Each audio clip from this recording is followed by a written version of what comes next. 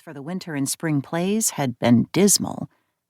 Margot had gone with Sally to see both winter and spring productions and had cringed. The acting was awful. She wasn't the only one uncomfortable. Half the audience left at intermission. But Margot had remained with Sally until the bitter end. After the spring show, Sally offered to pay Margot to step in and take charge of the show. Margot declined. When she left New York 2.5 years ago, she'd left her acting career as well. She was done with theater. Done with acting. Done with actors. Done with writers. All of it. She just wanted a normal life now.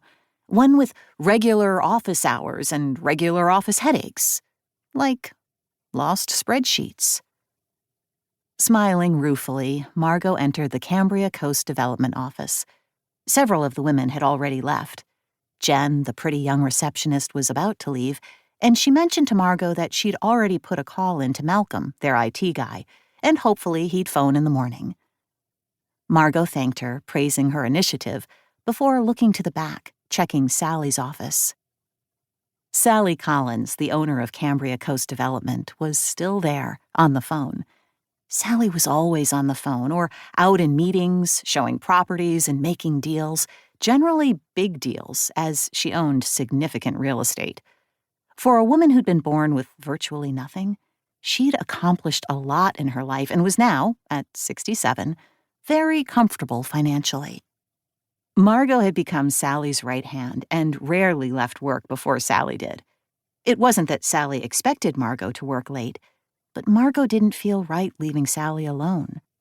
All too aware that Sally didn't know when to quit and would continue making calls and following up on leads when she should be home, or at least off with friends doing something relaxing.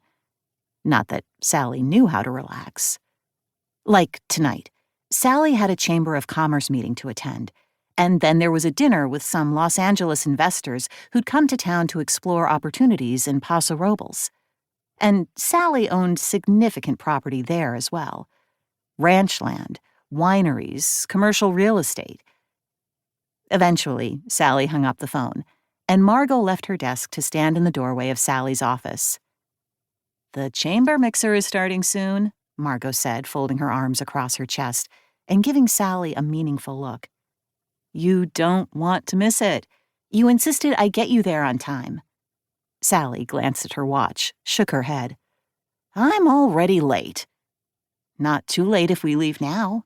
"There's not enough hours in the day," Sally said, rising from her desk to slip on her unstructured blazer.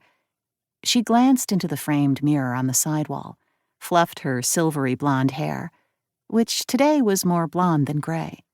"Are you still going to the cocktail party with me?" "Of course. I agreed to be your date. But not the dinner after." "Not tonight. After the mixer, I just want to go home, relax, and get my 8 hours of sleep. Don't know how you do it on 5 or 6. Sleep is overrated. I'll have plenty of time to rest when I'm dead." So morbid, Sally, but true. Sally took her oversized purse from the chair near her office door and turned off the light.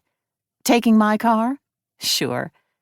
Margot would just walk back for her own car later. The foghorn was only a couple of blocks away, and Cambria was safe. "Jen mentioned your computer. Do we need to get you a new one?" Sally asked. "Maybe a laptop you can take home at night?" The last thing Margot wanted was to spend her evenings working at home. "Let's just see what Malcolm can do. It might simply be a software update, something easy to fix. We could also have someone take over data entry jobs, freeing you up to join me for more of the sales meetings." Margot shook her head. "I'm not a salesperson. I don't have your teeth either. You're comfortable with these high-powered investors. I'd be lost." They'd stepped outside, and the sky was clear, the sun still high since summer was coming. Sally used her key to turn the deadbolt. "I can teach you." "I know, and I'm grateful." Margot smiled at her boss, one of the most generous, smart, successful women Margot had ever met, and that was saying a lot. Sally could have been a Broadway producer in New York. Sally knew everyone, was incredibly skilled at getting people to do what she wanted, and never